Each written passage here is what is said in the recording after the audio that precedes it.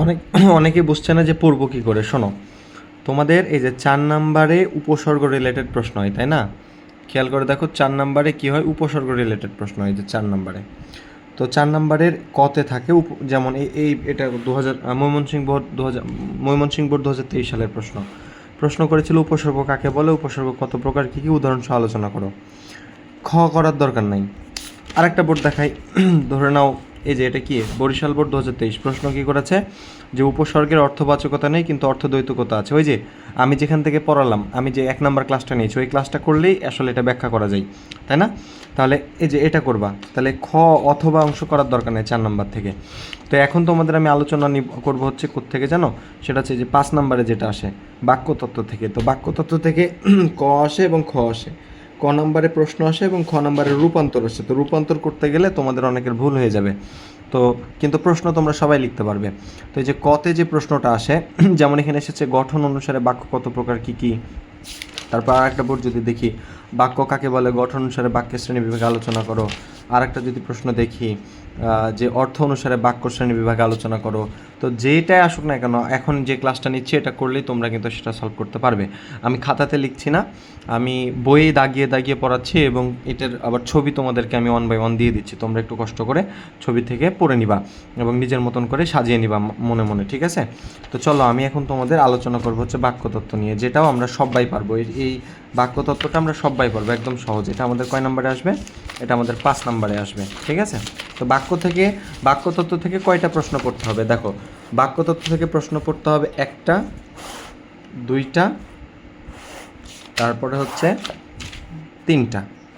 এই যে 3টা, এই 3টা প্রশ্ন পড়লেই তুমি 100% কমন পাবা। তো বাক্যতত্ত্ব থেকে এই 3টা প্রশ্ন পড়তে হবে। এখন তোমাদেরকে আমি এই 3টা প্রশ্ন একটু আলোচনা করে দিচ্ছি, ঠিক আছে? তোমরা সবাই একটু মনোযোগ দিয়ে ক্লাসটা করো এবং বোঝার চেষ্টা করো। দেখো, অনেকেই জানি ক্লাস করছে না, আমি জানি অনেকেই ক্লাস করছে না। আমি জানি না তাদেরকে কি করে বুঝ দিব আমি। আমি তো তোমাদের ক্লাস নেওয়ার সময় আমি ফাঁকি মারিনি বা আমার পরিশ্রমের কোনো ঘাটতি ছিল। আমি এখন কি করব বলো? তোমরা আসলে যাই হোক, তোমাদের জন্য আমি শেষ রাত পর্যন্ত চেষ্টা করে যাচ্ছি তোমাদের উপকারে আসতে পারি কিনা, তোমরা একটু দেখার চেষ্টা করো, ঠিক আছে? তো প্রথম প্রশ্ন আমরা আলোচনা করব, এই যে 1 নম্বর প্রশ্নটা, সেটা হচ্ছে বাক্য বলতে কী বুঝো। একটি সার্থক বাক্য গঠনে কী কী গুণ বা বৈশিষ্ট্য থাকা প্রয়োজন। একটা বাক্য সার্থক, সার্থক মানে সঠিক বা সম্পূর্ণ। একটা সার্থক বাক্য সম্পূর্ণ হইতে, মানে একটা বাক্য সম্পূর্ণ হইতে বা একটা বাক্য সার্থক হইতে তার কী কী গুণ বা বৈশিষ্ট্য থাকা প্রয়োজন, আমরা এই প্রশ্নটা আলোচনা করব, ঠিক আছে? তো তো এখন আমরা মূলত জানি একটা সার্থক বাক্য গঠনে 3টা বৈশিষ্ট্য থাকা প্রয়োজন, কিন্তু এতটুকু লিখলেই তো আর মার্ক দিবে না তোমাকে, তাই একটু ব্যাখ্যা করে লিখতে হবে, একটু বানিয়ে লিখতে হবে। আগে লিখবা বাক্য রিলেটেড যে কোনো প্রশ্ন আসলে আগে বলবা যে বাক্য কী বা বাক্য কাকে বলে। তো বাক্য কাকে বলে তোমরা তো সবাই জানো, তাই না? ধরুন আমি লিখলাম যে যে আমি ফুটবল খেলি। এটা একটা বাক্য কিনা বলো তো? এটা বাক্য হওয়ার কারণ কি? কারণ এখানে মনের ভাবটা সম্পূর্ণ প্রকাশ পাচ্ছে। আর এই বাক্যের মধ্যে এগুলো কি বলো তো? একটা শব্দ। তবে যখন এগুলো আলাদা আলাদা করে বলবো তখন শব্দ, কিন্তু যখন এই শব্দগুলো বাক্যে ব্যবহৃত হয় তখন এগুলোকে কী বলা হয়? পদ বলা হয়। তো এটা একটা বাক্য, এটা বাক্য হওয়ার মূল কারণ 3টা। এটা সার্থক বাক্য হওয়ার মূল কারণ 3টা। সেই 3টা কারণ কী কী আমি একটু পরে আলোচনা করব, তার আগে ভালো করে শোনো বাক্য কাকে বলে। তাহলে তুমি বলবা এগুলো পদ না, পদ কি না বলো তো? আমি কি বললাম? এগুলো নাকি একটা শব্দ, এবং এই শব্দগুলো যখন একটা বাক্য গঠন করে একসাথে, শব্দগুলো যখন একসাথে যুক্ত হয়ে একটা বাক্য গঠন করে তখন সেই শব্দগুলোকে আর শব্দ না বলে আমরা পদ বলি। এটা একটা পদ, এটা একটা পদ, এটা একটা পদ। তো এই পদ সর্বমোট কয় প্রকার হয়? পদ সর্বমোট আমরা ইংরেজিতে শিখেছি, ইংরেজিতে যেটা পার্ট অফ স্পিচ, বাংলায় সেটা হচ্ছে পদ। বুঝতে পেরেছ? যেমন আমি যদি বলি I play football, I play football, তো ইংরেজিতে কী বলতে যে আই, এটা একটা পদ, মানে এটা একটা পার্ট অফ স্পিচ, এটা একটা পার্ট অফ স্পিচ, এটা একটা পার্ট অফ স্পিচ। তো এই পার্ট অফ স্পিচটার নাম কি? দেখো আই, এটা হচ্ছে নামের পরিবর্তে ব্যবহার হয়েছে, তাই এটা কী বলতো? প্রোনাউন। প্লে, প্লে মানে কি? খেলা করে, এটা এটা দ্বারা কাজ বোঝাচ্ছে, তাই এটা কী বলতো? ভার্ব। ফুটবল, এটা একটা নাম, তাই এটা কী বলতো? একটা নাউন। একইভাবে এই যে আমি, এই ইংরেজিতে যেটা প্রোনাউন, বাংলায় সেটা সর্বনাম, তাহলে আমি এটা একটা কী বলতো? সর্বনাম। ফুটবল, এটা একটা কোনো কিছুর নাম, তাহলে এটা হচ্ছে বিশেষ্য। বিশেষ্যকে আমরা কি বলি বলতো? নাম বা নাউন। আর খেলাটা হচ্ছে কাজ, বাংলায় এটাকে বলা হয় ক্রিয়া, বাংলায় কি বলা হয়? ক্রিয়া। তো যাই হোক, আমি যেটা বলার চেষ্টা করছি ভালো করে শোনো, বাক্য কাকে বলে এটা কি করে বলবা? তাহলে তুমি বলবা প্রথমত যে এক বা একাধিক পদ, অনেকগুলো পদ না, তাহলে এক বা একাধিক পদ। এক কেন বলছি? অনেক সময় একটা শব্দ দিয়েও বাক্য গঠন হতে পারে। তো তুমি এইভাবে বলবা যে এক বা একাধিক পদ, হ্যাঁ, কী হয়েছে বলো তো? মানে এক বা একাধিক পদ পরস্পর মিলিত হয়ে যখন মনের ভাব প্রকাশ করে তখন তাকে কি বলে? বাক্য বলে। এক বা একাধিক পদ একত্রিত হয়ে যখন বক্তার মনের ভাব প্রকাশ করে তখন তাকে কি বলে? বাক্য বলে। তো এই কথাটা লিখবাই যে প্রশ্ন করেছে, যে তোমাদের প্রশ্ন করেছে বাক্য বলতে কি বোঝো? তাহলে বাক্য বলতে কি বোঝো? তাহলে বাক্য বলতে কি বোঝো? পরস্পর অর্থ সম্বন্ধ বিশিষ্ট। এত কঠিন করে লেখার দরকার নেই, আসলে পদগুলোর অর্থ থাকে, তো তাই বলছে অর্থ সম্বন্ধ বিশিষ্ট। যে সকল পদ দ্বারা একটা সম্পূর্ণ ধারণা, বক্তব্য বা ভাব প্রকাশ পায় সেই পদগুলোর সমষ্টিকে বাক্য বলে। তাহলে মূল কথা হচ্ছে পদগুলোর সমষ্টিকে কি বলে? বাক্য বলে। দেখো সহজ করে নিচে লিখে দিয়েছে, এক বা একাধিক শব্দ দিয়ে গঠিত পূর্ণ অর্থবোধক ভাষিক একককে বাক্য বলে। এত কঠিন করে কেন বলবা? তুমি বলবা এক বা একাধিক শব্দ বা পদ দিয়ে গঠিত যা মনের ভাব প্রকাশ করে, যে পূর্ণ অর্থবোধক, অর্থবোধক বলতে যার অর্থ আছে, মনের ভাব প্রকাশ করানো যায়, তাহলে যা বক্তার মনের ভাব প্রকাশ করে তাকে কি বলে? বাক্য বলে। তো আশা করি এটা লিখতে পারবা। কি বললাম? এক বা একাধিক শব্দ বা পদ একত্রিত হয়ে বক্তার মনের ভাব প্রকাশ করলে তাকে কি বলে? বাক্য বলে। এটা তো লিখতে পারবা, তাই না? এবার আসো, প্রশ্ন করেছিল একটা সার্থক বাক্য গঠনে কি কি গুণ বা বৈশিষ্ট্য থাকা প্রয়োজন। দেখো, একটা সার্থক বাক্য গঠনে 3টা বৈশিষ্ট্য বা গুণ থাকা প্রয়োজন। কয়টা? 3টা। একটা সার্থক বাক্যের গুণ বা বৈশিষ্ট্য কয়টা থাকতে হবে? 3টা। যদি একটা বাক্যের মধ্যে এই 3টা গুণ বা বৈশিষ্ট্য না থাকে তাহলে আমরা সেটাকে বাক্য বলতে পারবো না। তো কি কি সেটা? একটা হচ্ছে আকাঙ্ক্ষা, একটা হচ্ছে আসক্তি এবং একটা হচ্ছে যোগ্যতা। তাহলে কি কি থাকতে হবে? একটা হচ্ছে আকাঙ্ক্ষা, একটা হচ্ছে আসক্তি, আর একটা হচ্ছে যোগ্যতা। যদি একটা বাক্য, ধরে নাও একাধিক পদ একসাথে একত্রিত হইল, তাহলে তো এটা বাক্য হওয়ার কথা, কিন্তু তার মধ্যে আকাঙ্ক্ষা প্রকাশ পায়নি বা আসক্তি প্রকাশ পায়নি বা যোগ্যতা প্রকাশ, মানে আকাঙ্ক্ষা পূর্ণ হয়নি, তারপর হচ্ছে আসক্তি প্রকাশ পায়নি, যোগ্যতা পূর্ণ হয়নি, তাহলে কিন্তু এটা একাধিক পদ একসাথে যুক্ত হওয়ার পরেও কিন্তু বাক্য না। কথা বুঝতে পেরেছ? তো আমি তোমাদেরকে একটু একে একে বুঝাই যে আকাঙ্ক্ষা জিনিসটা কি। আকাঙ্ক্ষা জিনিসটা কি তারপরে বই থেকে দেখাই, শোনো। ধরো আমি বলছি, যদি তুমি আমাকে ডাকো, দেখো আমি কথাটা কি বললাম? যদি তুমি আমাকে ডাকো, যদি তুমি আমাকে ডাকো, তাহলে কি মনে হচ্ছে না যে আসলে কিছু একটা বাকি থেকে গেছে? হ্যাঁ, যদি তুমি আমাকে ডাকো আমি যাব। এবার দেখো তো পূর্ণতা পেল কিনা? যদি তুমি আমাকে ডাকো, তো কি হয়েছে? কি বলো? পূর্ণতা পায় নাই, কিন্তু আমি বলছি আমি যাব। যদি তুমি আমাকে ডাকো আমি যাব, দেখো এবার পূর্ণতাটা পাইলো। তাহলে এখন বাক্য হইতে হইলে এই আকাঙ্ক্ষার যে ব্যাপারটা, আকাঙ্ক্ষাটা কি? একটা পদ শোনার পর মানে পরবর্তী পদ শোনার যে ইচ্ছা জাগে সেটাকে আমরা বলি আকাঙ্ক্ষা। কি বললাম? একটা পদ শোনার পর পরবর্তী পদ শোনার যে আকাঙ্ক্ষা, মানে যে ইচ্ছা জাগে সেটাকে বলা হয় আকাঙ্ক্ষা। আরেকবার বলছি, ঠান্ডা মাথায় শোনো। একটা পদ, পদ মানে শব্দ, একটা শব্দ বলার পর আর একটা শব্দ বলার, মানে আরেকটা শব্দ শুনতে চাওয়ার যে ইচ্ছা। আমি তোমাকে একটা শব্দ বললাম, তুমি সেটা শুনলা, দিয়ে তোমার মনে ইচ্ছা জাগছে এরপরে ভাইয়া কি বলবে। তো এই ইচ্ছাটা আসলে সম্পূর্ণ হইতে হবে, যদি সম্পূর্ণ না হয় সেটা আসলে আকাঙ্ক্ষা পূরণ হলো না। আমি তোমাকে বলছি এরকম যে তুমি কালকে, তো কি? এটা কিন্তু বাক্য না। কেন বাক্য না? তুমি কালকে কি, কালকে কি, মনে হচ্ছে যে কিছু একটা অসম্পূর্ণ থেকে যাচ্ছে। এখন আমি যদি বলি তুমি কালকে কলেজে আসবে, এবার দেখো মনে হচ্ছে না যে আকাঙ্ক্ষাটা পূর্ণ হয়ে গেল? মানে তুমি কালকে, কালকের পরে কি একটা আকাঙ্ক্ষা জাগছে, এই আকাঙ্ক্ষাটা পূর্ণ হওয়া লাগবে। যেমন এখানে আকাঙ্ক্ষাটা পূর্ণ হইলো, তুমি কালকে কলেজে আসবে, হ্যাঁ, এবার আকাঙ্ক্ষা পূর্ণ হইলো। তাহলে আমরা যেটা বুঝতে পারলাম যে নাম্বার 1 সেটা হচ্ছে আকাঙ্ক্ষা পূর্ণ হইতে হবে।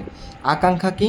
বাক্যের অর্থ পরিষ্কারভাবে বোঝার জন্য একটি পদের পর, এই যে একটি পদের পর অন্য পদ শোনার যে ইচ্ছা তাকে আকাঙ্ক্ষা বলে। আর এই আকাঙ্ক্ষাটা পূর্ণ হইতে হবে। এখানে কিন্তু ব্যাখ্যা করা আছে। আমি বাড়ি, আমি বাড়ি কি? আকাঙ্ক্ষা কি পূর্ণ হয়েছে বলো? আকাঙ্ক্ষাটা কি? ইচ্ছা। আমি বাড়ি, আমি বাড়ি কি? একটা আকাঙ্ক্ষা জাগছে, ইচ্ছা জাগছে, এরপরে কি হবে, এরপরে কি বলবে? তো এই আকাঙ্ক্ষা বা ইচ্ছাটা থাকা যাবে না, এটা পূর্ণ হইতে হবে। তাহলে বাক্য হইতে হলে আকাঙ্ক্ষাটা পূর্ণ হইতে হবে। এখন আমি যদি বলি যে আমি বাড়ি যাব, আমি বাড়ি যাব, এবার দেখো আকাঙ্ক্ষাটা পূর্ণ হইল। আমি বাড়ি যাব, এবার আকাঙ্ক্ষাটা কি হইল? পূর্ণ হইল। তাহলে এটা একটা কি বলতো? বাক্য হইল। তাহলে আমি বাড়ি যাব, এবার দেখো আমার মানে কি বলবো, আর কোনো পদ শোনার ইচ্ছার প্রয়োজন হচ্ছে না, তার মানে এটা একটা কমপ্লিট বাক্য হয়ে গেছে। তাহলে আকাঙ্ক্ষা পূর্ণ হইতে হবে। তাহলে একটা সার্থক বাক্য হইতে হইলে প্রথম যেটা, সেটা হচ্ছে আকাঙ্ক্ষা পূর্ণ হইতে হবে। আকাঙ্ক্ষাটা কি? একটা পদ শোনার পর আরেকটা পদ শোনার যে ইচ্ছা জাগে সেটা হচ্ছে আকাঙ্ক্ষা। কিন্তু বাক্য হইতে হইলে এই আকাঙ্ক্ষা থাকা যাবে না, এই আকাঙ্ক্ষাটা পূর্ণ হইতে হবে। বুঝতে পেরেছো কি? আশা করি আমি বোঝাতে পেরেছি। এই যে আমি এই উদাহরণটা দিয়ে বোঝালাম, আমি কালকে, আকাঙ্ক্ষা জাগছে না? জাগছে না। তোমাকে আমি বললাম আমি কালকে, কালকে কি? আকাঙ্ক্ষা কিন্তু জাগছে, একটা নতুন কথা শোনার বা আর একটা শব্দ বা আর একটা পদ শোনার ইচ্ছা জাগছে। তার মানে এখানে আকাঙ্ক্ষা পূরণ হয়নি। যেহেতু এখানে আকাঙ্ক্ষা পূরণ হয়নি, তাহলে এটা বাক্য না। আমি কালকে কলেজে সরি, তুমি কালকে কলেজে আসবে। এইবার দেখো মনে হচ্ছে যে আমার আর কোনো পরবর্তী পদ শোনার ইচ্ছা যাচ্ছে না, তার মানে বাক্যটা কমপ্লিট হয়ে গেছে। তাহলে এখানে আকাঙ্ক্ষাটা পূরণ হয়েছে, তাই এটা কি বলতো? বাক্য। তাহলে প্রথম কথা হচ্ছে আকাঙ্ক্ষা পূরণ হইতে হবে। আর আকাঙ্ক্ষাটা কি? আকাঙ্ক্ষাটা হচ্ছে একটা পদ শোনার পরে পরবর্তী পদ শোনার যে ইচ্ছা। আমি একটু লিখে দিই এখানে, আমি না পুরো লিখে লিখে ক্লাস নিতাম, সময় নেই তাই আমি লিখছি না। আকাঙ্ক্ষাটা কি? একটি পদ শোনার পর পরবর্তী পদ শোনার ইচ্ছা, এটাকে আমরা বলি আকাঙ্ক্ষা। এটাকে বলা হয় ইচ্ছাকে কি বলা হয়? আকাঙ্ক্ষা। আর এই আকাঙ্ক্ষা কী হইতে হবে? আকাঙ্ক্ষা অবশ্যই পূর্ণ হইতে হবে, পূর্ণ হতে হবে। তোমরা কি করে খাতায় লিখবে বলছো? প্রথমে সংজ্ঞাটা দিবা, বাক্য কাকে বলে, তারপর লিখবা যে বাক্য পূর্ণ মানে একটা সার্থক বাক্যের 3টি গুণ থাকা প্রয়োজন, যথা দিয়ে লিখবা 1 আকাঙ্ক্ষা, 2 আসক্তি, 3 যোগ্যতা। লিখলা? তারপরে এখানে লিখবা আকাঙ্ক্ষা, আকাঙ্ক্ষা দিয়ে এবার আকাঙ্ক্ষা কি সেটা ব্যাখ্যা করবা, যে একটি পদ শোনার পর আরেকটি পদ শুনতে চাওয়ার যে ইচ্ছা সেটাকে আকাঙ্ক্ষা বলে। একটি বাক্য সার্থক হইতে হইলে আকাঙ্ক্ষা পূর্ণ হইতে হবে। যেমন আমি বাড়ি, এখানে আকাঙ্ক্ষা পূর্ণ হয়নি, কিন্তু আমি বাড়ি যাব, এ বাক্যে আকাঙ্ক্ষা কী হয়েছে? পূর্ণ হয়েছে। তাই প্রথম একটি বাক্য নয়, এটি বাক্য। এই যে ব্যাখ্যা হয়ে গেল, তারপরে ব্যাখ্যা করবা কি? আসক্তি, তারপরে ব্যাখ্যা করবা যোগ্যতা। দেখবো যে তোমার 1.5 পৃষ্ঠা 2 পৃষ্ঠা হয়ে গেছে। তো আশা করি আকাঙ্ক্ষা বুঝতে পেরেছে। এবার হচ্ছে আসক্তি। আসক্তি জিনিসটা কি শোনো। সুশৃঙ্খল পদবিন্যাস, আমি বারবার নষ্ট করে ফেলছি, আচ্ছা এখানে লিখে দিই। আসক্তি জিনিসটা কি? আসক্তি জিনিসটা হচ্ছে সুশৃঙ্খল পদবিন্যাস। এই সুশৃঙ্খল পদবিন্যাসটাকে বলা হয় আসক্তি। অবশ্যই সুশৃঙ্খল পদবিন্যাস হইতে হবে। ভালো করে একটু দেখো, তাহলে বুঝতে পারবা। ধরো আমি বললাম যে আমি খাবো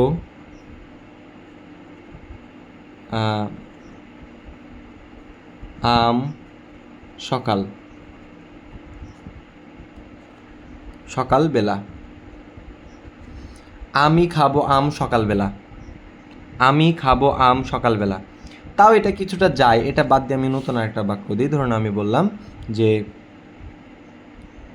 পাঠাগারে পড়ছি, পাঠাগারে আমি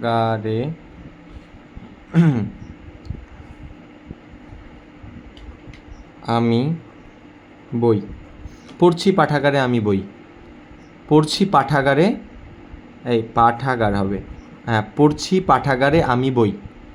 এটা কেমন দাঁড়াইলো ভাই? পড়ছি পাঠাগারে আমি বই। আসলে ব্যাপারটা কি এরকম হওয়া উচিত ছিল না এরকম হওয়া উচিত ছিল? আমি পাঠাগারে বই পড়ছি। কোনটা ভাল লাগছে শুনতে? আমি পাঠাগারে পড়ছি পাঠাগারে আমি বই, এটা ঠিক লাগছে? না আমি পাঠাগারে বই পড়ছি এটা ঠিক লাগছে? এটা ঠিক লাগছে, কারণ এখানকার পদগুলো সুশৃঙ্খলভাবে বিন্যস্ত, কোনটার পর কোনটা হবে সেটা দেওয়া আছে। আর এখানে পদগুলো সুশৃঙ্খলভাবে বিন্যস্ত না, প্রথমে ভার্ব দিয়ে দিয়েছে, তাই না? তো এরকম আসলে এটা সুশৃঙ্খলভাবে পদগুলো, এগুলো নাকি একটা পদ, এই পদগুলো সুশৃঙ্খলভাবে সাজানো নাই, তাই এটা বাক্য না, এটা বাক্য না, কিন্তু এটা বাক্য, কারণ এখানে পদগুলো কি আছে? সুশৃঙ্খলভাবে সাজানো আছে।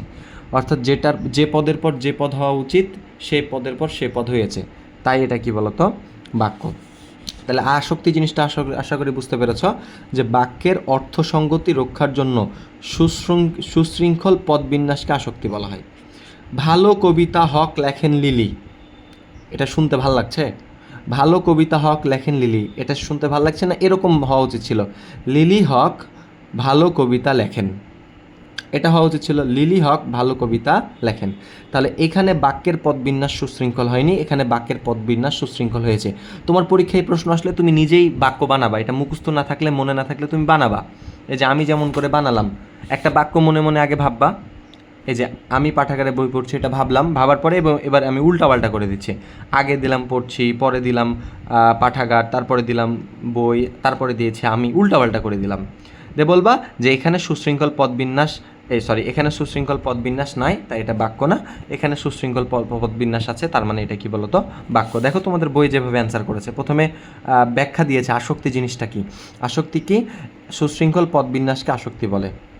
তারপরে লিখবা যেমন ভালো কবিতা হক লেখেন লিলি, এখানে পদগুলো সুশৃঙ্খল নয়, কিন্তু লিলি হক ভালো কবিতা লেখেন, এখানে পদগুলো সুশৃঙ্খল, তাই এটি বাক্য, কিন্তু এটি বাক্য না।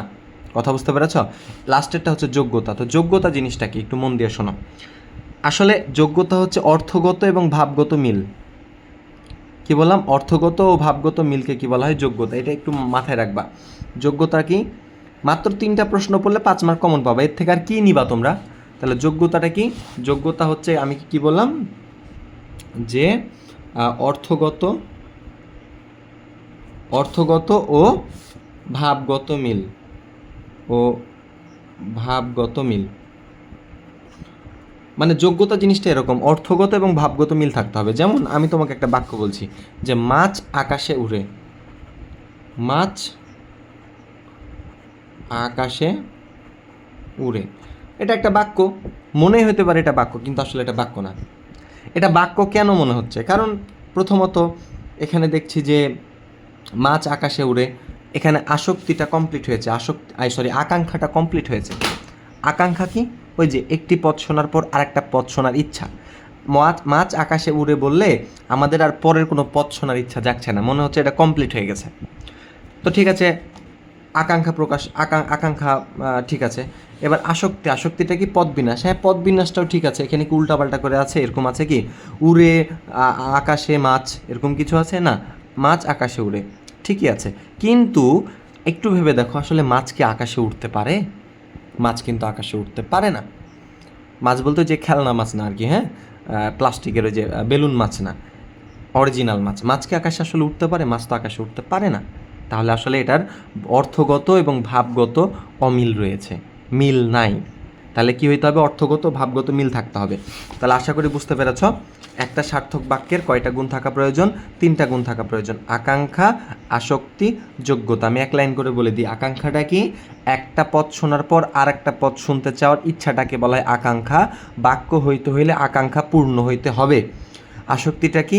আসক্তি হচ্ছে সুশৃঙ্খল পদবিন্যাস, পদগুলো ব্যাকরণ অনুসারে সুশৃঙ্খল হতে হবে, অর্থাৎ যে পদের পর যে পদ হওয়া দরকার সে পদের পর সে পদ হইতে হবে। যোগ্যতাটা কি? যোগ্যতা হচ্ছে অর্থগত এবং ভাবগত মিল। আমি বলছি মাছ আকাশে উড়ে, এটা তো সম্ভব না। এখানে দেখো লেখা আছে আকাশে পদ্ম ফোটে। আচ্ছা, পদ্ম ফুল কি আকাশে ফোটা সম্ভব? পদ্ম ফুল তো মাটিতে, পানিতে ফুটবে, তাই না? তাহলে এটা আসলে ভুল। মানে এটা এমনিতে বাক্য হিসেবে মনে হচ্ছে ঠিক, কিন্তু আসলে এর অর্থগত মিল নেই বা এর ভাবগত মিল নেই, তাই এটা কি না? বাক্য না। তাহলে একটা বাক্য হইতে হইলে কি কি গুণ থাকা লাগবে? আকাঙ্ক্ষা পূর্ণ হইতে হবে, আসক্তি সুশৃঙ্খল, মানে আসক্তিটা ঠিক রাখতে হবে, এবং যোগ্যতাও থাকতে হবে। যোগ্যতা কি? আমি বললাম অর্থগত এবং ভাবগত মিল। এরপরের প্রশ্নটা দেখো, গঠন অনুসারে বাক্য কত প্রকার? আর হচ্ছে অর্থ অনুসারে বাক্য কত প্রকার, এই দুইটা জিনিস করলে 100% কমন পাবা। তো আমি তোমাদের এবার পড়াবো বাক্য কাকে বলে এবং গঠন অনুসারে বাক্য কত প্রকার। খুব সহজে পড়িয়ে দিচ্ছি, একটু মনোযোগ দাও। আচ্ছা শোনো, বাক্য কাকে বলে এটা তো শিওর পারবা তোমরা, যে এক বা একাধিক পদ একত্রিত হয়ে মনের ভাব প্রকাশ করলে তাকে বাক্য বলে। যেমন আমি কিছুক্ষণ আগে দেখালাম যে আমি ফুটবল খেলি, এগুলো হচ্ছে এক একটা পদ, এবং এই পদগুলো একত্রিত হয়ে যদি মনের ভাব প্রকাশ করে তাহলে সেটা বাক্য। এবং এখনই বললা একটা বাক্যর, একটা সার্থক বাক্য হইতে হলে তার 3টা গুণ বা বৈশিষ্ট্য থাকা দরকার। নাম্বার 1, আকাঙ্ক্ষা পূর্ণ হইতে হবে, আসক্তি পূর্ণ হইতে হবে এবং যোগ্যতা থাকতে হবে। এরপরে আমরা এখন পড়ব বাক্য কাকে বলে এবং গঠন অনুসারে। দেখো একটা হচ্ছে গঠন অনুসারে আর একটা হচ্ছে অর্থ অনুসারে। তো আমরা এখন কোনটা পড়ছি? এখন আমরা পড়ছি গঠন অনুসারে। আমি তোমাদেরকে একটু বলি, তোমরা আমার কাছে ইংরেজি পড়েছো বা পড়ো, তোমরা শিখেছো যে অর্থগতভাবে বাক্য 5 প্রকার। অর্থগতভাবে বাক্য 5 প্রকার, কিন্তু গঠনগতভাবে বাক্য কয় প্রকার? 3 প্রকার। সেই 3 প্রকার কি কি? একটা হচ্ছে সিম্পল, একটা হচ্ছে কমপ্লেক্স, আর একটা হচ্ছে কম্পাউন্ড। মজার ব্যাপার, বাংলাতেও তাই। গঠনগতভাবে বাক্য কয় প্রকার? 3 প্রকার। যেটা ইংরেজিতে আমরা বলি সিম্পল, বাংলায় ওটা হচ্ছে সরল বাক্য। কি বলতো? সরল বাক্য। ইংরেজিতে যেটাকে বলি আমরা কমপ্লেক্স, বাংলায় ওটা হচ্ছে জটিল। জটিল। আর কম্পাউন্ড এটাকে বলা হয় যৌগিক। কি বলা হয়? যৌগিক। তাহলে বলো গঠন অনুসারে বাক্য কত প্রকার? 3 প্রকার। একটা হচ্ছে সরল বাক্য, জটিল বাক্য, আর একটা হচ্ছে যৌগিক বাক্য। সরল বাক্য, জটিল বাক্য এবং যৌগিক বাক্য। তাহলে প্রথমে বাক্য কাকে বলে সংজ্ঞাটা দিবা। এরপরে বলেছে বাক্য কত প্রকার, মানে গঠন অনুসারে বাক্য কত প্রকার, উদাহরণ সহ আলোচনা করো। তো বলবা গঠন অনুসারে বাক্য কত প্রকার? 3 প্রকার। কি কি? সরল বাক্য, জটিল বাক্য আর যৌগিক বাক্য। এখন তোমাদের আমি সরল বাক্য, জটিল বাক্য এবং যৌগিক বাক্য সহজ করে শেখাবো, তারপরে বই থেকে দেখাচ্ছি। দেখো, সরল মানে তো সিম্পল, তাই না? সিম্পল। আর তারপরে কি বলতো? কমপ্লেক্স। কমপ্লেক্স মানে তো জটিল। আর একটা হচ্ছে যৌগিক। যৌগিক মানে কি বলতো? কম্পাউন্ড। ইংরেজি থেকে বাংলাটা শিখলে সহজ হয়। তাহলে সরল বাক্য, একটা হচ্ছে জটিল বাক্য, আর একটা হচ্ছে যৌগিক বাক্য। তোমরা খাতায় কি করে লিখবে?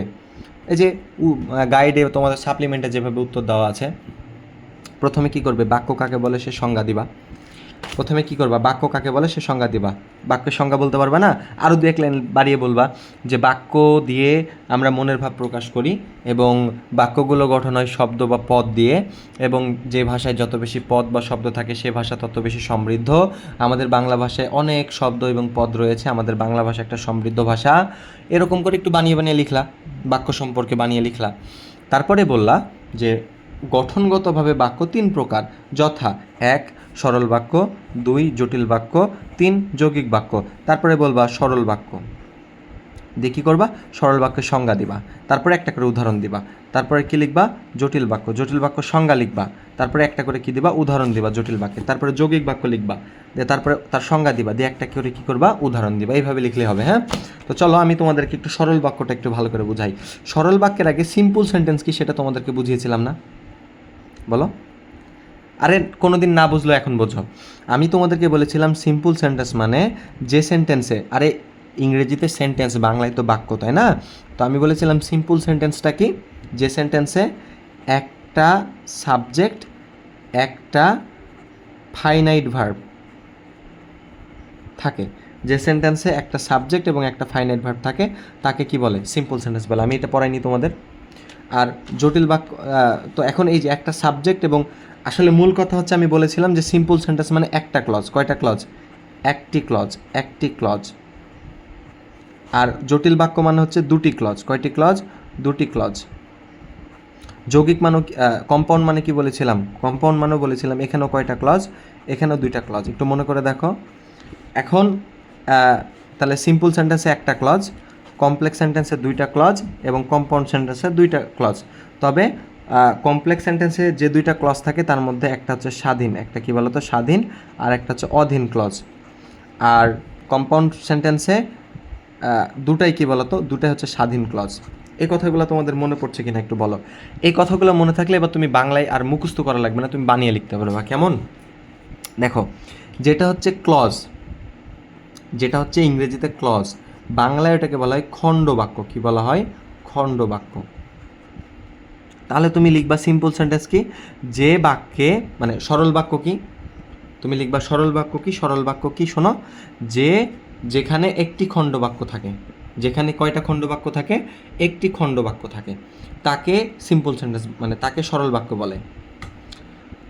সিম্পল সেন্টেন্স মানে তো সরল সরল বাক্য, তাই না? আর সরল বাক্যে একটা ক্লজ থাকে বা একটা খণ্ডবাক্য থাকে। ক্লজ মানে তো খণ্ডবাক্য। এখন এই একটা খণ্ডবাক্য বললে খুব ছোট দেখায়। আমি যদি বলি সরল বাক্য কি, যে বাক্যে একটি খণ্ডবাক্য থাকে তাকে সরল বাক্য বলে, খুব লেম টাইপের দেখায়, ভালো দেখায় না। তাহলে একটু অন্যভাবে বলা যায় কেমন? এখন এই একটা ক্লজ কি দিয়ে তৈরি? একটা ক্লজে একটা সাবজেক্ট থাকা লাগবে, আর একটা কি থাকা লাগবে? ফাইনাইট ভার্ব থাকা লাগবে, যে একটা সাবজেক্ট এবং একটা কি বলা তো ফাইনাইট ভার্ব। এখন এই সাবজেক্টকে বাংলায় বলা হয় কর্তা, কি বলা হয়? কর্তা। আর ফাইনাইট ভার্বকে বলা হয় সমাপিকা ক্রিয়া, কি বলা হয়? সমাপিকা ক্রিয়া। তাহলে খুব সহজ করে বলবা সরল বাক্য কি? যে বাক্যে একটি কর্তা ও একটি সমাপিকা ক্রিয়া থাকে, যে বাক্যে একটি কর্তা ও একটি সমাপিকা ক্রিয়া থাকে তাকে সরল বাক্য বলে। আবার বলি, তাহলে সরল বাক্য মানে সিম্পল সেন্টেন্স, আর সিম্পল সেন্টেন্স মানে যেখানে একটা সাবজেক্ট একটা ফাইনাইট ভার্ব মিলে একটা ক্লজ তৈরি হয়। তাহলে আমরা এটাকে বলতে পারি একটা সাবজেক্টকে বলা হয় কর্তা। বাংলায় কি? কর্তা। এগুলেন কি জানো না? ইংরেজিতে যেটা সাবজেক্ট বাংলায় সেটা কর্তা, ইংরেজিতে যেটা ফাইনাইট ভার্ব বাংলায় সেটা কি? সমাপিকা ক্রিয়া। না জানলে জেনে নাও। তাহলে তুমি বলবা সরল বাক্য কি? যে বাক্যে একটি কর্তা এবং একটি সমাপিকা ক্রিয়া থাকে তাকে সরল বাক্য বলে। যেহেতু সরল বাক্য একটা মাত্র খণ্ড বাক্য দিয়ে তৈরি, মানে একটা ক্লজ দিয়ে তৈরি, আর একটা ক্লজে একটা সাবজেক্ট আর একটা কি থাকে? ফাইনাইট ভার্ব থাকে। তো ফাইনাইট ভার্বকেই তো আমরা বলছি সমাপিকা ক্রিয়া। তাহলে সহজ করে বলতে পারি আমরা, যে বাক্যে একটি কর্তা এবং একটি সমাপিকা ক্রিয়া থাকে তাকে সরল বাক্য বলে। যেমন যেমন আমরা যতগুলা বাক্য ব্যবহার করি বেশিরভাগই সরল বাক্য। যেমন আমি যদি বলি যে সে আমাকে ভালোবাসে না, সে আমাকে ভালোবাসে না, এই যে এটা একটা সরল বাক্য। বুঝতে পেরেছ? এই যে এখানে সে হচ্ছে কি বলতো? একটা সাবজেক্ট বা কর্তা। আর ভালোবাসে না, এই যে ডোন্ট লাভ, এটা হচ্ছে আমাদের কি বলতো ভাইয়া? সমাপিকা ক্রিয়া। যাই হোক, তুমি একটা বানিয়ে বাক্য লিখে দেবা তাহলে হয়ে যাবে। কিন্তু খেয়াল রাখবা যে দুইটা বা তিনটা খণ্ড বাক্য যেন না থাকে। এখানে দেখো একটাই খণ্ড। কয়টা খণ্ড? একটাই খণ্ড। তো আশা করি বোঝাতে পেরেছি। এইবার আসো হচ্ছে কমপ্লেক্স সেন্টেন্স বা জটিল বাক্য। জটিল বাক্যটা কি? এখানে দুইটা ক্লজ থাকে। তাহলে আমরা এইভাবে বলতে পারি যে বাক্যে দুইটি ক্লজ থাকে। এখন দুইটি ক্লজ মানে কি? ক্লজ মানে তো খণ্ড বাক্য। ক্লজ মানে কি? খণ্ড বাক্য। তাহলে বলতে পারবা জটিল বাক্য কি? যে বাক্যে দুইটি খণ্ড বাক্য থাকে, তার মধ্যে একটি স্বাধীন খণ্ড বাক্য এবং একটি অধীন খণ্ড বাক্য। তাহলে এভাবে বলতে পারো জটিল বাক্য কি? যে বাক্যে একটি স্বাধীন খণ্ড বাক্য, একটি অধীন খণ্ড বাক্য থাকে তাকে জটিল বাক্য বলে। কি বললাম? যে বাক্যে একটি স্বাধীন খণ্ডবাক্য এবং একটি অধীন খণ্ডবাক্য থাকে তাকে কি বলে? জটিল বাক্য বলে। যেহেতু জটিল মানে হচ্ছে কমপ্লেক্স, আর কমপ্লেক্স মানে দুইটা ক্লজ, আর ক্লজ মানে খণ্ডবাক্য, এবং এই দুইটা ক্লজের মধ্যে একটা স্বাধীন ক্লজ এবং একটা অধীন ক্লজ। এটাকে তোমরা এভাবে বলবা, যে বাক্যে একটি স্বাধীন খণ্ডবাক্য এবং একটি অধীন খণ্ডবাক্য থাকে তাকে কি বলে? জটিল বাক্য বলে। তোমাদের বই আছে, তোমরা একটু পড়ে নিও। যেমন ওই যে আমরা কমপ্লেক্স সেন্টেন্স চেঞ্জিং সেন্টেন্সের সময় শিখেছিলাম না, ওইখানে কিন্তু এগুলো আছে। তোমরা দো দিয়ে প্রশ্ন করো না, দো যদিও সে ভালো ছাত্র, সে পরীক্ষায় ফেল করে। ধরে নাম বললাম যদিও সে ভালো ছাত্র, দিয়ে আমি কমা দিয়ে বলছি পরীক্ষায় ফেল করে। দেখো এখানে কয়টা খণ্ডবাক্য আছে? এটা একটা খণ্ডবাক্য, এটা একটা খণ্ডবাক্য। যদিও সে ভালো ছাত্র, এটা একটা খণ্ডবাক্য। পরীক্ষায় ফেল করে, এটা একটা খণ্ডবাক্য।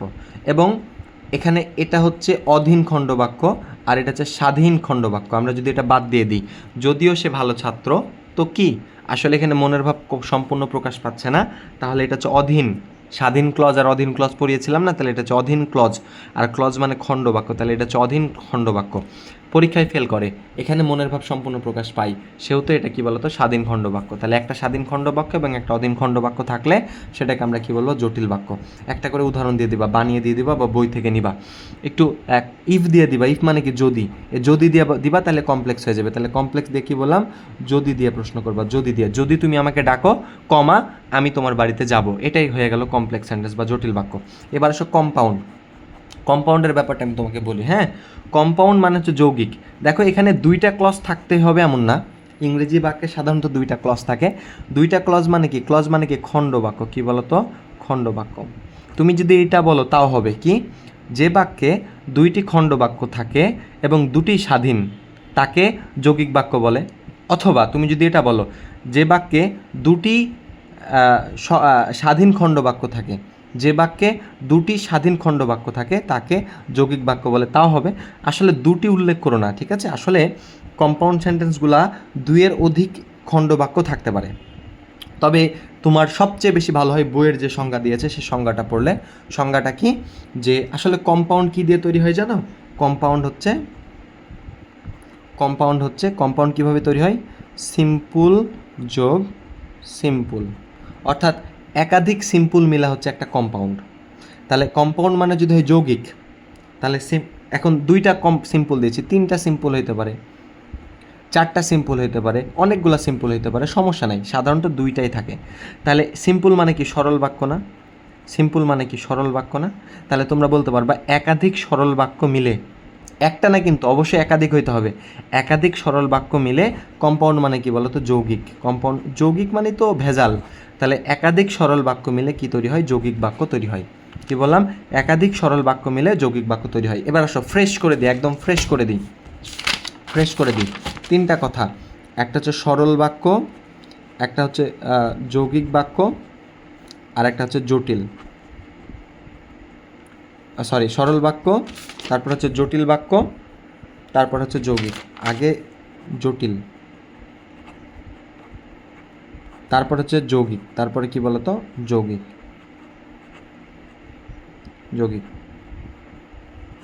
দেখো আমি একদম ফ্রেশ করে দিই। সরল বাক্য মানে যে বাক্যে একটা ক্লজ থাকে, মানে একটা খণ্ড বাক্য নিয়ে তৈরি হয়, সেটাকে সরল বাক্য বলে। ক্লজ মানে খণ্ড বাক্য। এখন ওইভাবে না বলে তুমি এভাবে বলো, একটা ক্লজে কি থাকে? একটা সাবজেক্ট থাকে আর একটা ফাইনাইট ভার্ব থাকে। সাবজেক্ট মানে কি? কর্তা। আর ফাইনাইট ভার্ব মানে কি বলো তো? সমাপিকা ক্রিয়া। তাহলে তোমরা বলতে পারো যে বাক্যে একটি কর্তা এবং একটি সমাপিকা ক্রিয়া থাকে তাকে সরল বাক্য বলে। যে বাক্যে একটি কর্তা এবং একটি সমাপিকা ক্রিয়া থাকে তাকে সরল বাক্য বলে। যেমন আমরা যতগুলো বাক্য ব্যবহার করি জীবনে সবগুলোই প্রায় সরল। হ্যাঁ, একটা খণ্ড বাক্য হইতে হবে। আমি ফুটবল খেলি, আমি ঘুম থেকে উঠি, সূর্য পূর্ব দিকে ওঠে, আমার মাথার উপর ফ্যান ঘুরছে, আমি ভালো নেই, আমার ঘুম পাচ্ছে, সবগুলো হচ্ছে সরল বাক্য। জটিল কি? জটিলে আসলে দুইটা খণ্ডবাক্য থাকবে, একটা স্বাধীন আর একটা কি? অধীন। তাহলে বলবা যে বাক্যে দুইটি খণ্ডবাক্য থাকে এবং একটি স্বাধীন খণ্ডবাক্য এবং একটি অধীন খণ্ডবাক্য তাকে কি বলে? জটিল বাক্য বলে। বা এভাবে বলতে পারো, যে বাক্যে একটি স্বাধীন খণ্ডবাক্য এবং একটি অধীন খণ্ডবাক্য থাকে তাকে জটিল বাক্য বলে। আর যৌগিকটা কি? যে বাক্যে একাধিক সরল বাক্য থাকে, মানে যৌগিকটা কিভাবে তৈরি হয়? সরল বাক্য নিয়ে তৈরি হয়, সরল। তাহলে বলবা যে বাক্যে একাধিক সরল বাক্য থাকে তাকে যৌগিক বাক্য বলে। অথবা বলবা এভাবে যে একাধিক সরল বাক্য মিলে যৌগিক বাক্য তৈরি হয়, একাধিক সরল বাক্য মিলে যৌগিক বাক্য তৈরি হয়। যেমন উদাহরণ দিই, হ্যাঁ, তুমি ঘুম থেকে ওঠো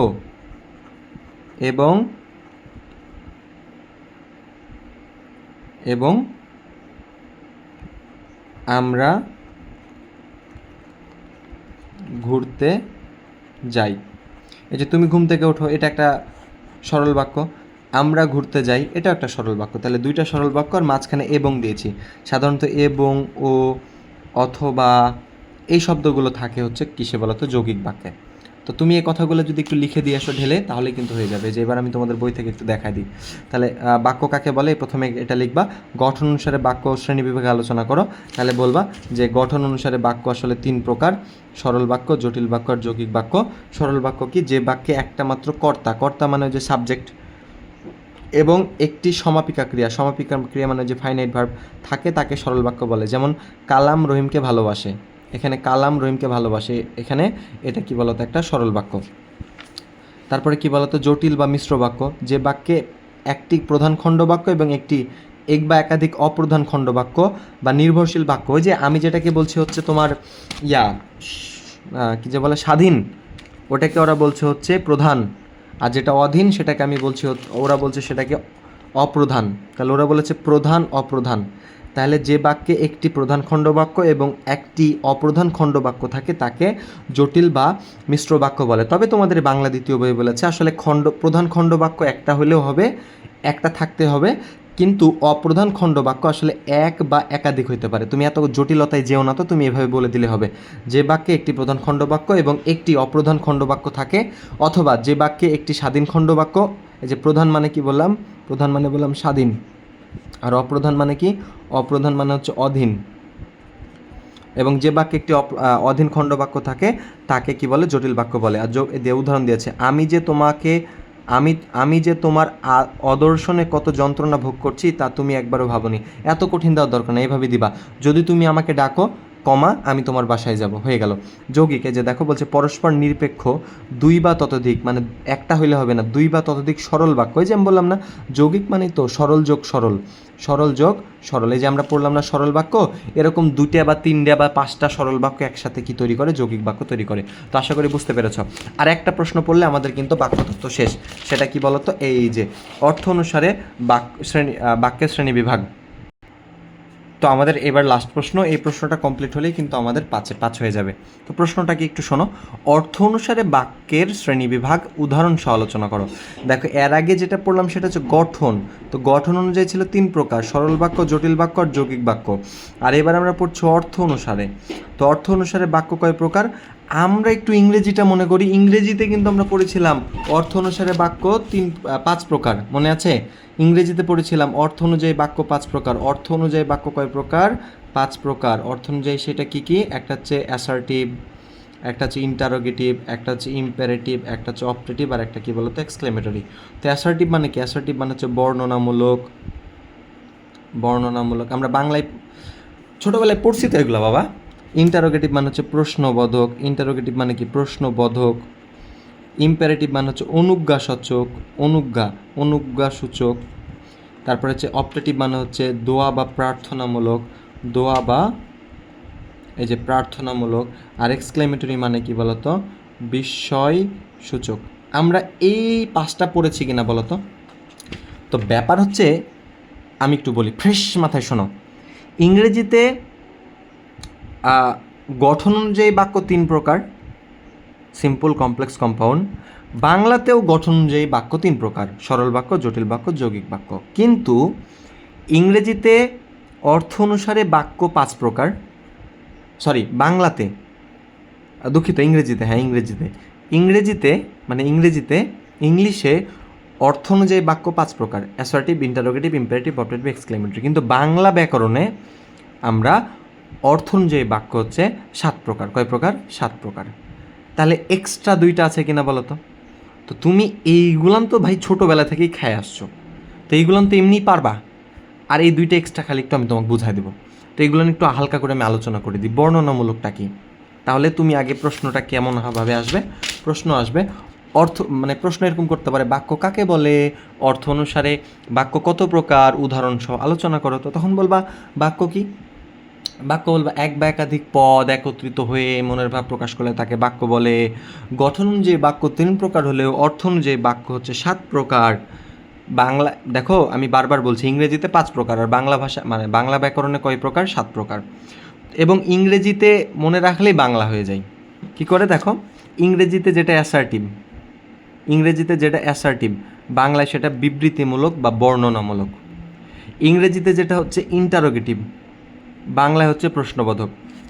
ইংরেজিতে যেটা হচ্ছে ইম্পারেটিভ, তাহলে এটা ছিল ইন্টারোগেটিভ, আর এটা হচ্ছে ইম্পারেটিভ। বাংলায় সেটা কি বলতো, অনুজ্ঞাবাচক।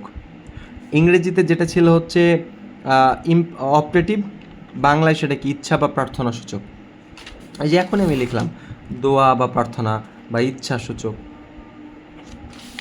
আর আরেকটা দেখো, এই যে ইংরেজিতে যেটা হচ্ছে এক্সক্লেমেটরি, আর বাংলায় সেটা কি বলতো, আবেগ সূচক। কি বলতো, আবেগ সূচক, যেটাকে আমরা বিস্ময় সূচকও বলি। কি বলি, বিস্ময় সূচক। তাহলে তোমরা একটু কষ্ট করে খালি এই 2টা আলাদা, তাই না, এই 2টা আলাদা।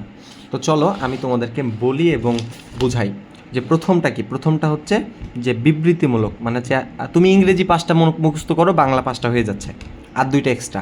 অ্যাসার্টিভ মনে রাখবা, অ্যাসার্টিভ মানে বর্ণনামূলক, ইন্টারোগেটিভ মানে প্রশ্নবোধক, ইম্পারেটিভ মানে হচ্ছে অনুজ্ঞাসূচক, অপটেটিভ মানে হচ্ছে দোয়া বা প্রার্থনামূলক, এক্সক্লেমেটরি মানে হচ্ছে বিস্ময়সূচক। তাহলে 5টা হয়ে গেল। ওই যে ইংরেজির বাংলাগুলো মনে রাখলে হয়ে যায়, আর 2টা এক্সট্রা। তো আসো প্রথমটা আমি একটু বোঝাই, বিবৃতিমূলক বা অ্যাসার্টিভ সেন্টেন্সটা কি। আমি ইংরেজিতে পড়াই নাই, যে সকল বাক্য দিয়ে সাধারণত বর্ণনা করা হয়, কোনো কিছুর বর্ণনা করা হয়, সাধারণভাবে কোনো কিছু হ্যাঁ অথবা না বাচকভাবে বর্ণনা করা হয়, সেটাই আমাদের বিবৃতিমূলক। এত কঠিন করার দরকার নেই, তুমি শব্দ থেকেই তো অর্থ করা যায়। বর্ণনামূলক মানে কি, যেটা দিয়ে বর্ণনা করা হয়। তাহলে বলবা যে সকল বাক্য দিয়ে সাধারণত বর্ণনা করা হয়, সাধারণভাবে বর্ণনা করা হয়, তাদেরকে কি বলে, অ্যাসার্টিভ সেন্টেন্স। যেমন আমি ঘুম থেকে সকালে উঠি, আমি সকালে খিচুড়ি খেয়েছি, হ্যাঁ, আমি বিকেলে ঘুরতে গিয়েছিলাম, হ্যাঁ, তারপরে বললাম নীলা রূপাকে ভালোবাসে, তারপর আমি বললাম হচ্ছে টুম্পা আমাকে মেরেছে। এগুলো সব বর্ণনামূলক। তো বর্ণনামূলক 2 রকমের হয়, একটা হচ্ছে হ্যাঁ বোধক আর একটা কি না বোধক। যাক অত কাহিনীতে যাওয়ার দরকার নেই। তাহলে বলবা যে অর্থ অনুসারে বাক্য 7 প্রকার, যথা, আগে 5টা লেখো, যথা 1 বর্ণনামূলক। বর্ণনামূলকের সংজ্ঞা লিখো, যে সকল বাক্য দিয়ে কোনো কিছু বর্ণনা করা হয় তাদেরকে বর্ণনামূলক বাক্য বলে। একটা উদাহরণ দাও, যেমন আমি স্কুলে যাব, হয়ে গেল একটা। এবার হচ্ছে প্রশ্নবোধক। প্রশ্নবোধক কি ভাই, প্রশ্ন করা হয়, তাহলে বলবো যে সকল বাক্য দিয়ে প্রশ্ন করা হয় তাদেরকে প্রশ্নবোধক বাক্য বলে। যেমন তোমার বাবার নাম কি, তুমি কি বিয়ে করেছো, তুমি কি সিঙ্গেল না ডাবল। এই যে প্রশ্ন করছি, প্রশ্ন করলে কি বলো তো ভাইয়া, প্রশ্নবোধক। তারপর হচ্ছে অনুজ্ঞাসূচক মানে ইম্পারেটিভ। মনে করো তো ইম্পারেটিভ মানে কি, ওই যে সকল বাক্য দিয়ে আদেশ, উপদেশ, অনুরোধ, নিষেধ, প্রস্তাব, কি বললাম, ওই যে আদেশ, উপদেশ, অনুরোধ, নিষেধ, প্রস্তাব বোঝায়, তাদেরকে কি বলে, অনুজ্ঞাসূচক। তাহলে বলে দাও, যে সকল বাক্য দিয়ে সাধারণত আদেশ, উপদেশ, অনুরোধ এবং নিষেধ করা বোঝে তাদেরকে ইম্পারেটিভ বলে। একটা আদেশমূলক বাক্য বলো, বাড়িতে যা, তারপরে বলো আমাকে বিরক্ত করিস না, এটা নিষেধ করা হয়ে গেল, তাহলে এটা একটা ইম্পারেটিভ মানে অনুজ্ঞাসূচক। তারপরে আদেশ করলা, ধরো না বাবা আদেশ করলো স্কুলে যাও, এই যে স্কুলে যাও আদেশ না, এটা আদেশ, যেহেতু আদেশ সেহেতু এটা কি বলো তো, অনুজ্ঞাসূচক। তাহলে বুঝতে পেরেছ, দোয়া বা প্রার্থনা বা ইচ্ছামূলক, হ্যাঁ, বাবা তুমি বড় হও, আল্লাহ তোমার ভালো করুক, এগুলোকে আমরা কি বলি বলো তো, অপটেটিভ মানে হচ্ছে দোয়া বা প্রার্থনামূলক।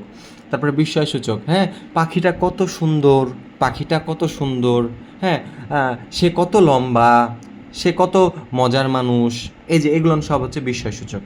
তো আশা করি এগুলোর উদাহরণ একটা করে দিবা। প্রথমে সংজ্ঞা দিবা, ধরে নাও বর্ণনামূলক দিয়ে বলবা যে সকল বাক্য দিয়ে সাধারণত কোনো কিছু বর্ণনা করে তাদেরকে বর্ণনামূলক বাক্য বলে। যেমন একটা উদাহরণ দিবা, যেমন আমি ঘুম থেকে উঠেছি সকালবেলা, বা আমি সকালে ভাত খেয়েছি।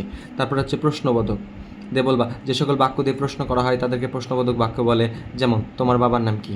তারপরে ইম্পারেটিভ কি, যে সকল বাক্য দিয়ে আদেশ, উপদেশ, অনুরোধ, নিষেধ, প্রস্তাব করা হয় তাদেরকে অনুজ্ঞাসূচক বাক্য বলে। তারপরে দোয়া বা প্রার্থনা, দোয়া প্রার্থনা একই জিনিস, তাহলে প্রার্থনা বা ইচ্ছামূলক। তাহলে বলবা যে সকল বাক্য দিয়ে সাধারণত প্রার্থনা বা ইচ্ছা প্রকাশ পায় তাদেরকে প্রার্থনা বা ইচ্ছামূলক বাক্য বলে। যেমন আল্লাহ তোমার ভালো করুক। বিস্ময়সূচক, যে সকল বাক্য দিয়ে সাধারণত আকস্মিকতা বোঝায় বা অবাক হয়ে যাওয়া বোঝায় তাদেরকে বিস্ময়সূচক বাক্য বলে। তাছাড়াও তোমাদের বই থেকে ভালো করে দেওয়া আছে, তোমরা পড়ে নিও। এই যে যেমন এই যে প্রশ্নবোধক, যে সকল বাক্য দিয়ে জিজ্ঞাসা বা প্রশ্ন করা হয়। তারপর হচ্ছে বর্ণনামূলক, সাধারণভাবে কোনো কিছু বিবৃতিমূলক বাক্য বলে, মানে হ্যাঁবাচক বা নাবাচক হলে তাকে বিবৃতিমূলক বলে। তুমি এত কঠিন করে না বলে বলবা বিবৃতিমূলক, যেটা সেটাই বর্ণনামূলক। হ্যাঁ, তাহলে বলবা কোনো যে সকল বাক্য দিয়ে বিবৃতি দেওয়া হয় বা যে সকল বাক্য দিয়ে বর্ণনা করা হয় তাদেরকে বিবৃতিমূলক বা বর্ণনামূলক বাক্য বলে। যেমন উদাহরণ দিবা। তারপরে এই যে প্রশ্নবোধক, প্রশ্ন করে, অনুজ্ঞাসূচক, আদেশ, উপদেশ, এই যে আদেশ, উপদেশ, অনুরোধ, নিষেধ, প্রস্তাব বোঝায়। ইচ্ছামূলক, এই যে দোয়া বা ইচ্ছা বোঝায়। হ্যাঁ, তারপর হচ্ছে আবেগসূচক, এই যে যে কোনো কিছু, যে বাক্য আশ্চর্য কোনো কিছু বোঝায় বা বিস্ময়, আশ্চর্য বা বিস্ময় বোঝায় তাদেরকে আবেগসূচক বাক্য বলে। এত শব্দ লেখার দরকার নাই। এই যে হর্ষ, ঘৃণা, বিষাদ, ক্রোধ, ভয়, শোক দরকার নাই। তুমি বলবো যে সকল বাক্য দিয়ে আশ্চর্য কোনো কিছু বা বিস্ময় কোনো কিছু বোঝায় তাদেরকে আবেগসূচক বাক্য বলে। যেমন বাহ সুন্দর গান গাইলে তুমি, এই যে শেষে এক্সক্লেমেশন সাইন, ইংরেজিতে এক্সক্লেমেটরি, বাংলায় কি বলো তো, আবেগসূচক। তাহলে আশা করি বুঝতে পারছো, একটু নিজেরা পড়লে হয়ে যায়। এবার 2টা রয়েছে এক্সট্রা, সেটা কি কি, কার্য কারণাত্মক আর একটা হচ্ছে সংশয়সূচক। দেখো তুমি এই যে পড়ো নাই, মানে কন্ডিশনাল সেন্টেন্স পড়ো নাই, শর্তমূলক বাক্য। শর্তমূলক বাক্য পড়ো নাই? ওই যে সকল, যেমন ইফ ইউ কাম, যদি তুমি আসো, আই উইল গো, আমি যাবো, এই যে শর্ত দিয়ে দিচ্ছ। ইফ ইউ লাভ মি, যদি তুমি আমাকে ভালোবাসো, আই উইল ম্যারি ইউ, আমি তোমাকে বিয়ে করবো, শর্ত দিয়ে দিচ্ছ। যে যদি দিয়ে যে সমস্যাগুলা, তাহলে বলবা কার্যকারণাত্মক বাক্য কি?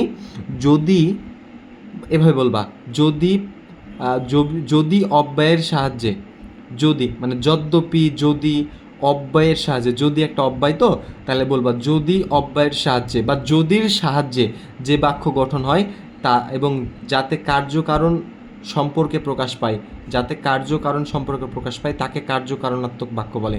তাহলে কার্যকারণ প্রকাশ পাইলেই সেটাকে কার্যকারণাত্মক বলে। এ কথাটা বললেও তো হয়, যাতে কার্যকারণ, কার্যকারণাত্মক, এ কথাটা মনে রাখো। তাহলে কার্যকারণাত্মক, তো কার্যকারণাত্মকের শুরুতে কী আছে? কার্যকারণ। তাহলে যে সকল বাক্য দিয়ে কার্যকারণ প্রকাশ পায় তাদেরকে কার্যকারণাত্মক বাক্য বলে। হয়ে গেল। দিয়ে একটা শর্তমূলক বাক্য দিয়ে দাও, ওই যে যদি দিয়ে শর্ত প্রকাশ করে না, দুঃখ বিনা সুখ লাভ হয় কি মোহিতে।